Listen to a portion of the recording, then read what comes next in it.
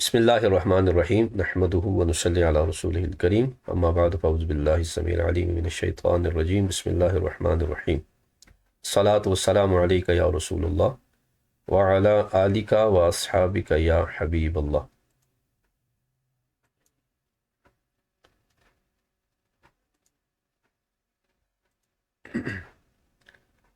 سبب بے طہارت بیان کیا علامہ حصفقی نے، صاحب در مختار نے، کہ سبب طہارت جو ہے اس کے وجوب کا سبب جو ہے وہ یہ ہے کہ جو چیز اس طہارت کے بغیر جائز نہیں ہے وہ اس کا سبب ہے، یعنی وہ چیز جو طہارت کے بغیر حلال نہیں ہے جس کا کرنا، چاہے وہ فرض ہو یا فرض کے علاوہ ہو، جیسے نماز فرض ہو یا غیر فرض ہو، وہ بغیر طہارت کے جائز نہیں ہے، یہ اس کا سبب ہے۔ اور مسح مصحف، قرآن مجید کو چھونا، یہ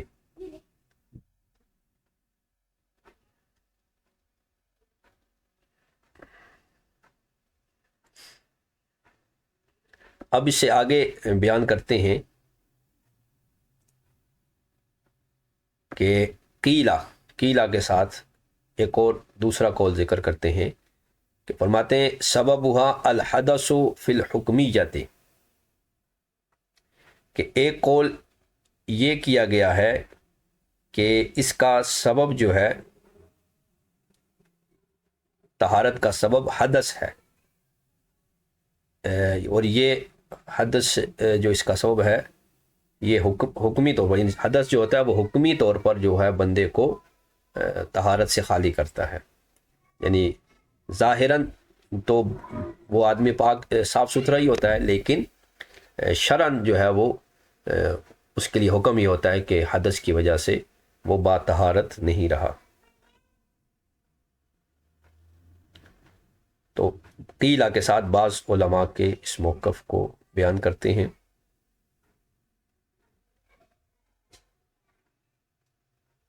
کہ اس کا سبب جو ہے وہ حدث ہے فی الحکمیت، یعنی نجاست حکمی میں حدث ہے، یعنی اگر نجاست حکمی ہے تو پھر اس کا سبب جو ہے وہ حدث ہوگا۔ یعنی نجاست دو طرح سے، ایک نجاست حقیقی ہے تو اس میں اس کا سبب خبث ہوگا، اور ایک نجاست حکمی ہے، نجاست حکمی میں بے وضو ہونا اور بے غسل ہونا۔ تو اب بے وضو ہونا یہ ایک حدث ہے اور بے غسل ہونا یہ بھی ایک حدث ہے، تو یہ اس کا سبب ہوگا، نجاست حکمی میں حدث۔ اور اب اس کا نجاست حکمی کو بیان کرتے ہیں کہ یہ کیا ہے، اس کی تعریف کرتے ہیں۔ فرمایا وَهُوَ وصف شرعی، نجاست حکمی ایک ایسا وصف شرعی ہے، اس کو شریعت نے جو ہے وہ حدث یا نجاست اسے جو ہے وہ قرار دیا۔ یحل فی الاعضاء، یہ وہ وصف شرعی ہے جو اعضاء میں حلول کرتا ہے، داخل ہوتا ہے، اور یزیل الطہارۃ، اور طہارت کو زائل کر دیتا ہے۔ یعنی نجاست حکمی ایک ایسا وصف ہے جو اعضاء میں داخل ہوتا ہے اور اعضاء سے طہارت کو زائل کر دیتا ہے۔ اور آگے فرماتے ہیں ما قیل انہ مانعۃ شرعیۃ قائمۃ بالاعضاء الی غایۃ الاستعمال المزیل فتعریف بالحکم، اور یہ جو کہا گیا ہے کہ جو نجاست حکمی کا جو حکمی ہے، ایک تعریف یہ ہوگی کہ یہ وصف شرعی ہے، اور دوسرا کہا گیا کہ نجاست حکمی وہ مانع شرعی ہے جو اعضاء کے ساتھ قائم ہوتا ہے یہاں تک کہ مزیل کے استعمال سے اس کی انتہا ہو جاتی ہے، یعنی اس مانع شرعی کو زائل کرنے والی چیز کے استعمال کے ساتھ وہ مانع شرعی اپنی انتہا کو پہنچ جاتا ہے۔ تو کہا کہ یہ جو تعریف ہے یہ تعریف بالحکم ہے، اس میں اس کا حکم بھی بیان کر دیا گیا، جبکہ صحیح تعریف جو ہے وہ یہی ہے کہ نجاست حکمی وہ وصف شرعی ہے جو اعضاء میں حلول کرتا ہے اور نجاست اور طہارت کو زائل کر دیتا ہے۔ تو یہ حد جو ہے وہ سبب تھا نجاست حکمی میں حدث، اور نجاست حقیقی میں اس کا سبب ہے الخبث۔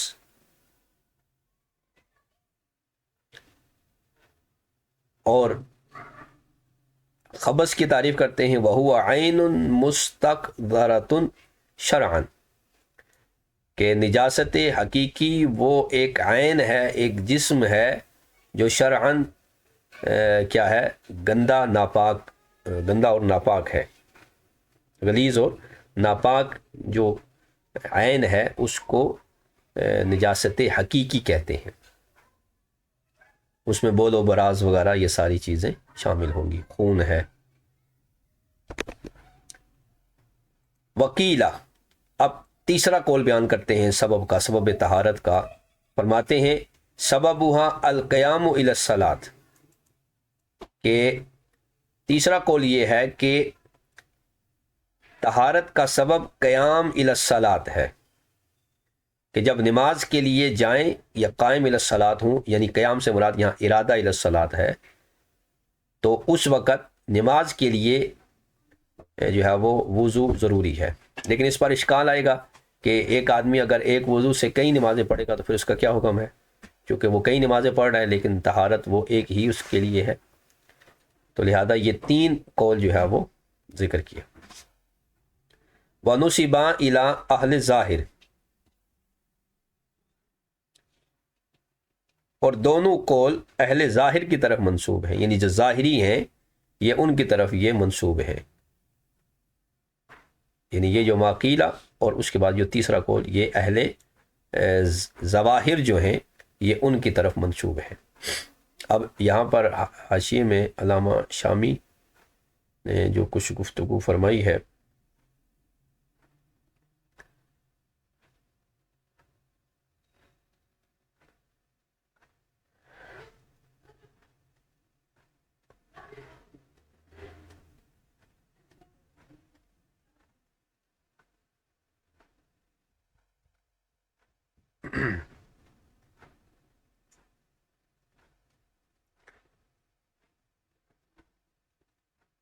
تو یہاں پر آپ فرماتے ہیں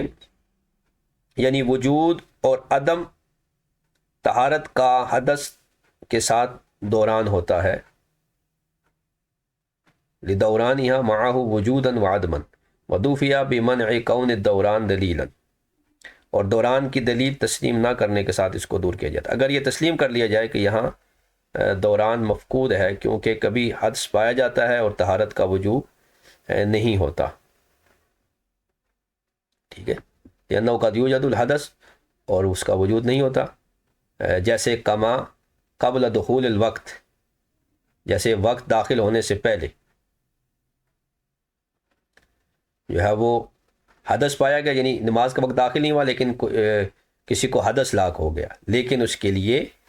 جو ہے وہ طہارت لازمی نہیں ہے۔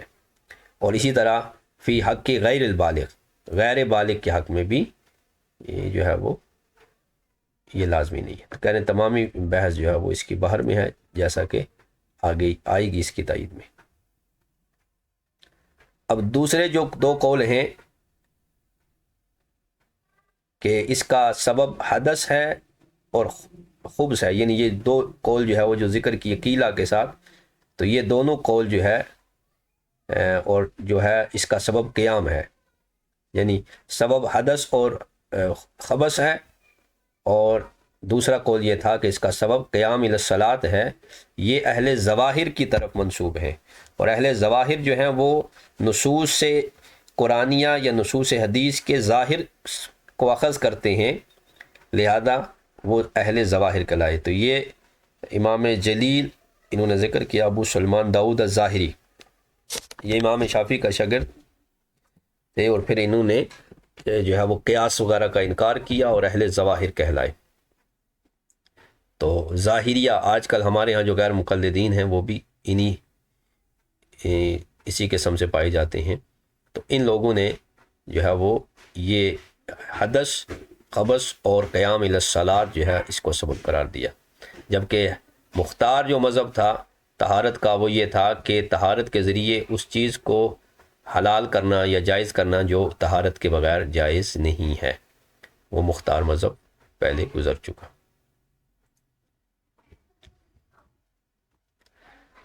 تو کہتے ہیں کہ یہ جو دو قول ذکر کیے، وہ فسادہما ظاہر، ان دونوں کا فساد جو ہے وہ ظاہر ہے، کیونکہ ان پر جو ہے وہ اعتراضات اور اشکالات واضح وارد ہوتے ہیں، لہذا ان کا جو فساد ہے وہ ظاہر ہے. اب آگے فرماتے ہیں وَعْلَمْ أَنَّ اثر الخلاف انما یظہر فی نحو التعالیق. یہ جو اختلاف ہے کہ طہارت کا سبب کیا ہے، تو اس میں ایک سبب جو ہے وہ ہم نے بیان کیا اور دو سبب جو ہے وہ اہل ظواہر نے بیان کیے. تو اس اختلاف کا ثمرہ جو ہے، اثر جو ہے وہ تعلیق جیسی صورت میں ظاہر ہوگا، یعنی جب کسی شے کو معلق کیا جائے اس میں ظاہر ہوگا. اس کی مثال ہے نحو ان واجب علیک طہارۃ فانت طالق دون الاسم للاجماع علی عدمہ بالتاخیر عن الحدث. تو تعلیق کی صورت میں جیسے کوئی شخص اپنی بیوی سے کہے کہ تجھ پر طہارت، ان واجب علی کی طہارت، اگر تجھ پر طہارت واجب ہوئی تو فانت طالق، تو طلاق والی ہے. یعنی وہ حیض وغیرہ میں تھی تو اسے کہا کہ جب تو پاک ہوگی، اگر تو پاک ہوئی تو تو طلاق والی ہے.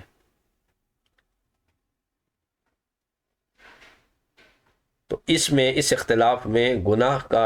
اظہار نہیں ہوگا، دون الاسم للاجماع علی عدمہ، کیونکہ علماء کا اجماع ہے کہ حدث کے ہوتے ہوئے یعنی وضو اور غسل وغیرہ میں تاخیر سے گناہ نہیں ہوتا. گناہ تب ہوگا جب وقت نماز جو ہے وہ نکل جائے.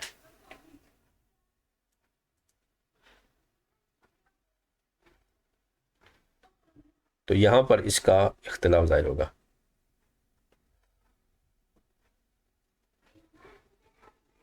یعنی تعلیق وغیرہ میں جیسے کصدق الاخبار بوجوب الطہارت و کذبہ، یعنی اس کی مثال یہ دیتے ہیں کہ تعلیق وغیرہ میں جیسے وجوب طہارت کی خبر دینے کی سچائی اور اس کا کذب، یہ اس کو امام طحاوی نے بیان کیا. اور کہہ رہے ہیں اس صورت سے یہ بھی مستفاد ہوتا ہے کہ اذا استشہدت الحائض قبل انقطاع الدم فقد صحح الہدایہ انہا تغسل، کہ وہ عورت جو حیض میں تھی اور حیض ختم ہونے سے پہلے اسے شہید کر دیا گیا، تو ہدایہ میں ہے کہ صحیح اس کی تصحیح کی گئی ہے کہ اس عورت کو غسل دیا جائے گا، جبکہ شہید یا شہیدہ کو غسل نہیں دیا جاتا، لیکن یہاں اس کو غسل دیا جائے گا. تو پس یہ حدث جو ہے نا فکان تصحیحا لکون سبب الحدث اعنی الحیض، تو پس یہ حدث کے سبب ہونے کی تصحیح ہے. تو اس کا مطلب یہ ہے کہ حدث بھی طہارت کا سبب ہے، یعنی لأن الغسل وجب علیہ بالحیض، کیونکہ غسل اس پر اس لیے واجب ہوا کہ وہ اس میں حیض پایا جا رہا تھا، لہذا اب وہ منقطع ہو گیا، یعنی وہ حیض منقطع ہوگا یا تو خون کے انقطاع دم کے ساتھ یا موت کے ساتھ، نہیں سوری انقطاع دم ہوا موت کے ساتھ، یعنی وہ عورت جب شہید ہو گئی تو وہ خون بھی رک گیا، لہذا اس پر غسل واجب ہو گیا. تو یہ جو جزیہ ہے صاحب ہدایہ کا، یہ دوسرے قول والوں کا جنہوں نے حدث کو سبب قرار دیا، یہ ان کی تائید میں جاتا ہے. اب یہ جو اگلا جملہ ہے فانت تالکن اے فتطلق بارادۃ الصلاۃ علی الاول وبوجوبها علی الثانی وبالحدث او الخبث علی الثالث وبالقیام الی الصلاۃ الی الرابع، کہ اب جب اس نے کہا کہ تو طلاق والی ہے تو اب طلاق کب واقع ہوگی؟ تو جنہوں نے کہا کہ سبب جو ہے وہ مالا یہی کیا تھا، اس چیز کو کا ارادہ کرنا جو طہارت کے بغیر جائز نہیں ہے، تو یہ پہلا قول تھا۔ تو ان کے نزدیک، جن کے نزدیک طہارت کا ارادہ کرنا یعنی اس چیز کا ارادہ کرنا جو طہارت کے بغیر جائز نہیں ہے، یعنی نماز اور مس مصحف، تو ارادہ الی الصلاۃ کے ساتھ ہی پہلے قول والوں کے نزدیک طلاق واقع ہو جائے گی، اور دوسرے قول والے جو ہیں وبوجوبها علی الثانی وبالحدث، یعنی دوسرے قول والوں پر جب کے نزدیک جب اس کا وجوب آئے گا تو پھر وہ طلاق واقع ہوگی، اور تیسرے قول والوں کے نزدیک جو ہے وہ حدث یا خبث کے ساتھ جو ہے وہ طلاق اس پر واقع ہوگی، اور چوتھے قول والوں کے لیے جب وہ قیام الی الصلاۃ یعنی نماز کا ارادہ کرے گی تو اس وقت اس پر طلاق واقع ہوگی۔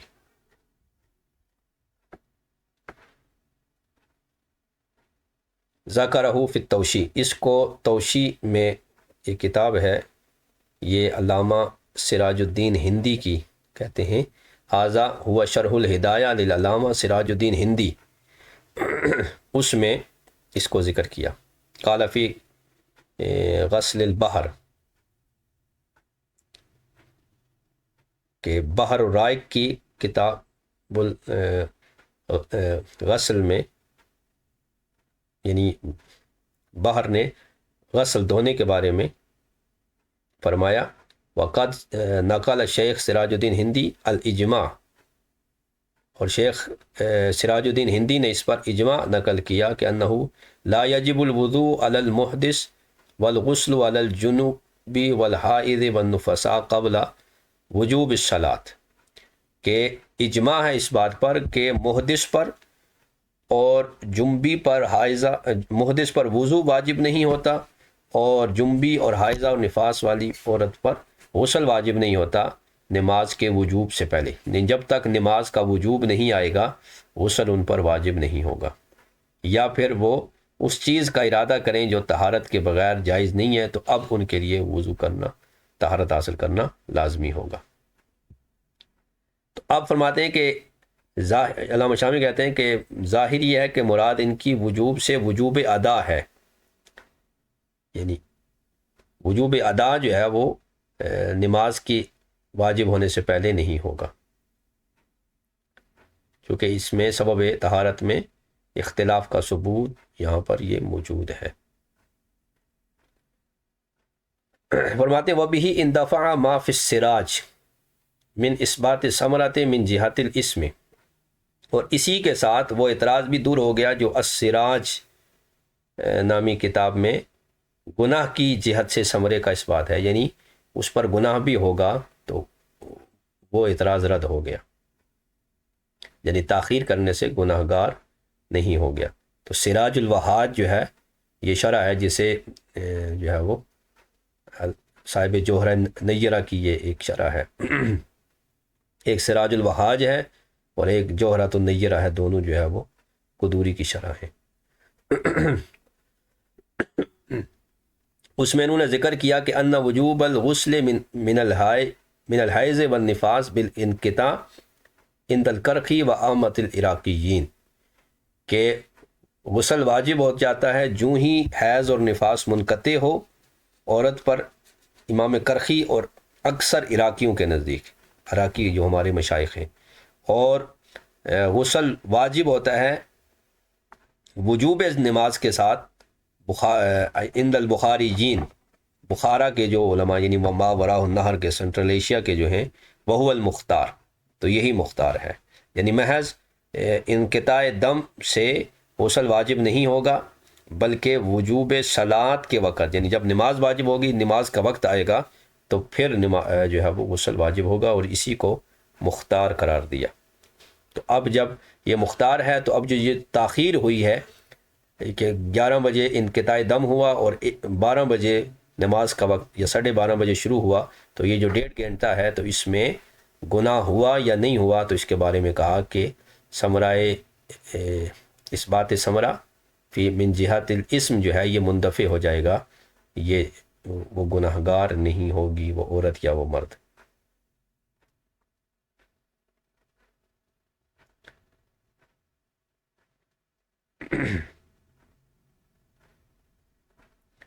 پھر فرمایا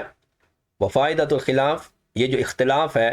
کہ وجوب غسل انقطاع دم کے وقت ہے یا وجوب غسل وجوب صلاۃ کے وقت ہے، یہ اس اختلاف کا فائدہ اس صورت میں ظاہر ہوگا کہ جب دم حیض منقطع ہوا طلوع شمس کے بعد اور عورت نے غسل کو مؤخر کر دیا وقت ظہر تک، تو اب پہلے قول والے جو امام کرخی اور اکثر عراقی ہیں ان کے نزدیک فتعصموا علی الاول، تو ان کے نزدیک یہ گناہ گار ہوگی، اور بخارا کے جو ائمہ ہیں ان کے نزدیک گناہ گار نہیں ہوگی، چونکہ طلوع شمس کے بعد وقت ظہر تک کوئی نماز کا وقت ہے ہی نہیں، لہٰذا اتنی دیر اگر وہ عورت بے غسل رہتی ہے تو وہ گناہ گار نہیں ہوگی۔ وعلی ھذا الخلاف، اور اسی اختلاف پر یہ مسئلہ بھی ہے کہ وجوب الوضوء فعند العراقیین یجب الوضوء للحدث وعند البخاریین للصلاۃ، کہ عراقی جو مشائخ ہیں احناف کے، ان کے نزدیک وضو واجب ہو جاتا ہے حدث کے لیے، یعنی حدث یوں ہی ہوا تو وضو واجب ہوگا، یعنی حدث وضو کو واجب کرنے والا ہے، اور بخارا کے جو مشائخ ہیں ان کے نزدیک نماز جو ہے وہ طہارت کو واجب کرنے والی ہے۔ اب آگے فرماتے ہیں بل وجوبها موسع بدخول الوقت کالصلاۃ، فرماتے ہیں بلکہ طہارت کا وجوب وقت کے دخول کے ساتھ موسع ہوتا ہے، یعنی اس میں وسعت آتی ہے، جیسے نماز، یعنی نماز کا وقت شروع ہوا تو اب نماز واجب ہو جاتی ہے، لیکن اس کی ادائیگی میں وسعت ہے، یہ نہیں کہ اسی وقت نماز یوں ہی وقت داخل ہوا تو نماز ادا کرنا واجب ہوئی، بلکہ اس میں گنجائش ہے کہ اب پڑھ لو، مثلا 12:15 بجے ظہر شروع ہو رہی ہے، 12:15 سے لے کر 4:30 بجے تک ظہر کا وقت ہے عند الاحناف، تو یہ جو ہے وہ وقت وسعت والا ہے، اس میں گنجائش ہے، یعنی سات اول کے ساتھ نماز واجب ہے لیکن اس میں وسعت رکھی گئی ہے، اس میں تنگی نہیں ہے۔ تو کہا اسی طرح اس کا وجوب جو ہے اس میں بھی گنجائش رکھی گئی ہے بدخول الوقت، جب وقت داخل ہوگا،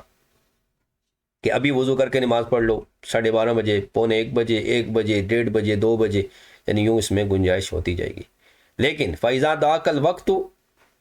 جب وقت تنگ ہو جائے، مثلا 4:30 بجے یا 4:45 پر یا 4:40 پر ظہر ختم ہو رہی ہے اور اب 4:35 ہوئے ہیں، اب جب وقت تنگ ہوگا تو صار الوجوب فیہما مضیقاً، تو جب وقت تنگ ہو جائے گا نماز کا تو اب وہ جو وجوب طہارت ہے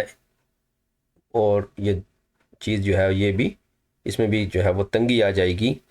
اور وجوب بھی تنگ ہو جائے گا۔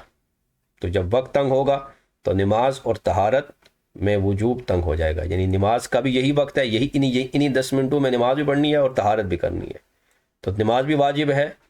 تو طہارت بھی واجب ہے، تو صار الوجوب فیہما مضیقاً، تو نماز میں بھی وجوب مضیق ہو جائے گا، تنگ ہو جائے گا، اور طہارت میں بھی جو وجوب ہے وہ تنگ ہو جائے گا، اب وسعت نہیں دی جائے گی، چونکہ آخری 10 منٹ رہتے ہیں، اسی میں نماز بھی پڑھنی ہے اور طہارت بھی حاصل کرنی ہے۔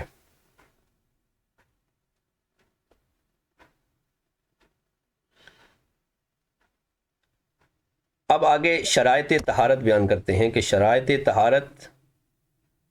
کتنی ہیں اور وجوب طہارت کتنی ہیں اور صحت طہارت کتنی ہے، یہ 3 چیزیں بیان کرتے ہیں۔ وشرائطها 13 علی ما فی الاشباہ، کہ شرائط طہارت یہ 13 ہیں جیسا کہ اشباح والنظائر میں اس کو بیان کیا، جیسا کہ الاشباح والنظائر جو امام ابن نجیم کی کتاب ہے اس میں موجود ہے کہ 13 شرائط طہارت ہیں، یعنی شرائط الطہارت قال فی الحلیہ ہوا جمع شرط علی خلاف المعروف۔ اچھا، اب اس کے وجوب کی جو شرائط ہیں، شرائط وجوبہا 9، طہارت کے واجب ہونے کی جو شرائط ہیں، خود طہارت کی 13 شرطیں ہیں، اور طہارت واجب کب ہوتی ہے اس کی 9 شرطیں ہیں۔ وشرائط صحتہا، اور طہارت کے صحیح ہونے کی 4 4 شرائط ہیں۔ تو یہ ٹوٹل 13 اور 9 22 اور 4 26۔ ونظمہا شیخنا علامۃ علی المقدسی شارح نظم الکنز، تو ان شرائط کو ہمارے شیخ کے شیخ علامہ علی المقدسی نے، جو شارح ہیں کنز الدقائق کی نظم کے، یعنی کنز کو انہوں نے منظم صورت میں لکھا اس کے متن کو، تو انہوں نے اس کو بیان کیا ہے، جو یہاں پر وہ اسی صورت میں اشعار کی صورت میں بیان کریں گے۔ فرمایا شرط الوجوب العقل والاسلام، طہارت کے واجب ہونے کی جو شرائط ہیں وجوب طہارت، وہ ہے عاقل ہونا اور مسلمان ہونا، یعنی عقل مند پر، عاقل پر اور مسلمان پر طہارت جو ہے وہ واجب ہے، غیر عاقل پر اور غیر مسلم پر جو ہے وہ طہارت واجب نہیں ہوگی۔ اب حاشیے میں علامہ شامی کہتے ہیں فلا تجب علی المجنون ولا علی الکافر، نہ طہارت مجنون پر واجب ہے نہ کافر پر، اس بنیاد پر کہ کافر جو ہے وہ عبادات کے مکلف نہیں ہے، اور نہ اس شخص پر واجب ہے جو مطہر کے استعمال سے عاجز ہے، یعنی وہ ایسا آدمی ہے جو مطہر طہارت جس سے حاصل کی جا سکتی ہے اس کو استعمال نہیں کر سکتا، تو اس پر بھی جو ہے وہ طہارت کا وجوب ساقط ہے۔ ولا علی فاقد الماء اے والتراب، اسی طرح وہ آدمی جو مٹی اور پانی نہیں پاتا، قید میں ہے یا کسی ایسی جگہ پر ہے کہ دونوں چیزیں اسے نہیں ملتی، تو اس پر بھی طہارت واجب نہیں ہے۔ ولا علی الصبی، اور بچے پر بھی طہارت نہیں ہے، تو بچوں پر طہارت یعنی وضو لازمی نہیں ہے۔ ولا علی متطہر، اور نہ وہ شخص جو پہلے سے طہارت میں ہے یعنی باوضو ہے، اس پر بھی طہارت دوبارہ حاصل کرنا یہ واجب نہیں ہے۔ ولا علی حائض ولا علی النفساء، نہ حائضہ پر نہ نفاس والی پر۔ ولا مع سعۃ الوقت، اور نہ اس پر کہ جس کے پاس وقت کی گنجائش موجود ہے۔ اور وہذا الاخیر شرط لوجوب الادا، یہ جو آخری ہے نا کہ جس کے پاس وقت ابھی ہے اس پر ابھی فی الفور واجب نہیں ہے، تو یہ وجوب ادا کے لیے، یعنی جب ادا کرے گا تو ادائیگی میں وقت ہے، لہٰذا اس پر ابھی واجب نہیں ہے۔ وقدرۃ ماء والاحتلام، تو فرماتے ہیں کہ پانی پر قدرت، وقدرت پانی پر قادر ہونا، اور والاحتلام، اور احتلام ہونا، یہ طہارت کا کہ وجوب کا سبب ہے۔ وحدث، اسی طرح محدث ہونا، ونفی حیض وعدم نفاسہا، اور حیض اور نفاس کا، حیض کا نہ ہونا، یہ شرط طہارت یعنی وجوب طہارت ہے۔ وضیق وقت قد حجم، اور اسی طرح وقت جب تنگ ہو جائے تو اس وقت بھی جو ہے وہ طہارت واجب ہو جاتی ہے۔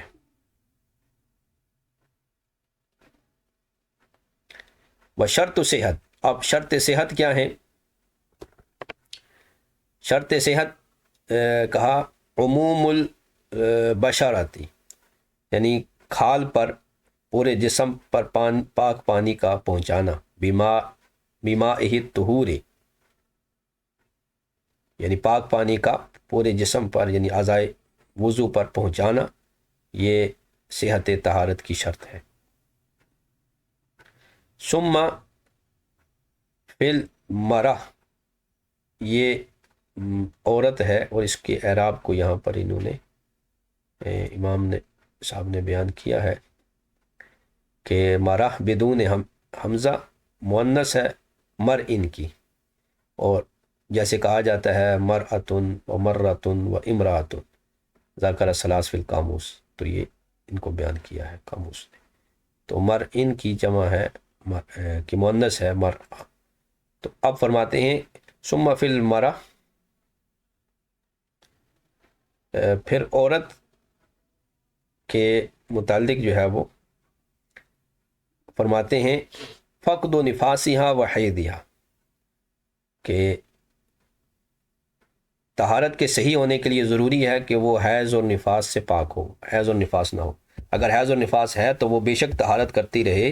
اسے طہارت حاصل نہیں ہوگی۔ تو مرد کے لیے یہ ہے کہ اس کے جسم پر پاک پانی پہنچ جائے، بہہ جائے، تو اسے طہارت کی حاصل ہو جائے گی، صحت طہارت پائی جائے گی۔ اور عورت کے لیے صحت طہارت کے لیے ضروری ہے کہ وہ حیض اور نفاس سے خالی ہو۔ وَأَن يَزُولَ كُلُّ مَانِعٍ عَنِ الْبَدَنِ، اور یہ کہ ہر وہ چیز جو بدن تک پانی پہنچنے تک مانع ہے، اس کا زائل ہونا، یعنی جسم پر کوئی ایسی چیز لگی ہے جس کی وجہ سے پانی جسم تک نہیں پہنچ سکتا، تو وہ اس چیز کا زائل ہونا یہ طہارت کے صحیح ہونے کی، صحت طہارت کے لیے ضروری ہے۔ وَجَعَلَهَا بَعْضُهُمْ أَرْبَعَةً، آگے فرماتے ہیں کہ بعض نے ان شروط کو 4 قسموں میں منقسم کیا ہے، ان شرائط کو 4 قسموں میں منقسم کیا ہے۔ شرط وجودها الحسی ووجود المزیل والمزال عنہ والقدرت علی الازالۃ، کہ طہارت کو جو 4 قسموں میں منقسم کیا گیا کہ طہارت کے وجود حسی کی شرط مزیل یعنی زائل کرنے والی چیز کا وجود ہونا، اور والمزال عنہ، اور مزال عنہ یعنی اعضاء کا پایا جانا، یعنی مزیل بھی ہو یعنی پانی وغیرہ جس کے ساتھ طہارت حاصل کی جا رہی ہے، جو نجاست حقیقیہ یا حکمیہ کو زائل کرنے والی ہو، اور مزال عنہ بھی ہو یعنی جس سے طہارت جو ہے وہ جس سے جو ہے وہ حدث کو دور کیا جا رہا ہے، وہ اعضاء ہیں، تو اس کا بھی پایا جانا ضروری ہے۔ یعنی اس کے طہارت کا وجود حسی جو ہوگا، یعنی حس و مشاہدے میں یہ ضروری ہے کہ مزیل بھی ہو اور مزال عنہ بھی ہو۔ مزیل پانی یا مٹی ہے، اور مزال عنہ کیا ہے؟ اعضاء ہیں۔ والقدرت علی الازالہ، اور پھر اس پانی کو استعمال کرنے پر اور اس کے زائل کرنے پر وہ یعنی اس نجاست کے زائل کرنے پر وہ قادر بھی ہو۔ وشرط وجود شرعی، اور اس کی وجود شرعی، ایک وجود حسی تھی اور ایک اس کی وجود شرعی ہے۔ تو وجود شرعی کیا ہے؟ کون المزیل مشروع الاستعمال فی مثلہ، کہ جس چیز کو حدث دور کرنے کے لیے استعمال کیا جا رہا ہے، مزیل حدث ہے، وہ شرعاً اس کا استعمال جو ہے وہ جائز ہو، شرعی طور پر اسے مزیل قرار دیا گیا ہو، یعنی پانی یا مٹی یا جن سے زمین سے کوئی چیز ہو جو مزیل شرع ہو، مشروع الاستعمال ہو۔ مشروع الاستعمال کون سا ہے؟ مائع مطلق ہے، اور جو طاہر و مطہر ہوتا ہے۔ اب پانی تو ہے لیکن وہ طاہر و مطہر نہیں ہے، تو وہ طہارت کا فائدہ نہیں دے گا، تو یہ اس کا وجود شرعی۔ تو طہارت کی وجود شرعی یہ ہے کہ ایسا مزیل ہو کہ جس کا استعمال اس جیسی چیز میں مشروع ہو۔ اگر مشروع نہیں ہے، یعنی پانی تو ہے لیکن وہ مطلق نہیں ہے، تو اس کے ساتھ جو ہے وہ طہارت حاصل نہیں ہوگی۔ وشرط وجوبها التکلیف والحدث، اور اس کے وجوب کی جو شرط ہے وہ مکلف ہونا اور حدث کا پایا جانا ہے. یعنی شرط طہارت کا وجوب، اس کی شرط یہ ہے کہ بندہ مکلف ہو، عاقل و بالغ ہو، لہذا غیر بالغ وغیرہ پر یا جو مکلف شرع نہیں ہیں ان پر طہارت نہیں ہے. تو فرماتے ہیں کہ تکلیف کے تحت تین چیزیں آتی ہیں: عقل، بلوغ اور اسلام. یعنی عقل مند پر طہارت واجب ہے، بالغ پر واجب ہے اور مسلمان پر واجب ہے. اب ایک عقل مند نہیں ہے، مجنون ہے، طہارت واجب نہیں، بالغ نہیں، صبی ہے، طہارت واجب نہیں، اور مسلمان نہیں، غیر مسلم ہے تو طہارت واجب نہیں. تو دوسرا ہے حدث. اب حدث کی دو قسمیں، حدث اصغر و اکبر، یعنی وضو و غسل. وشرط صحتها صدور الطہر من اہلہ فی محلہ مع فقد مانعہ.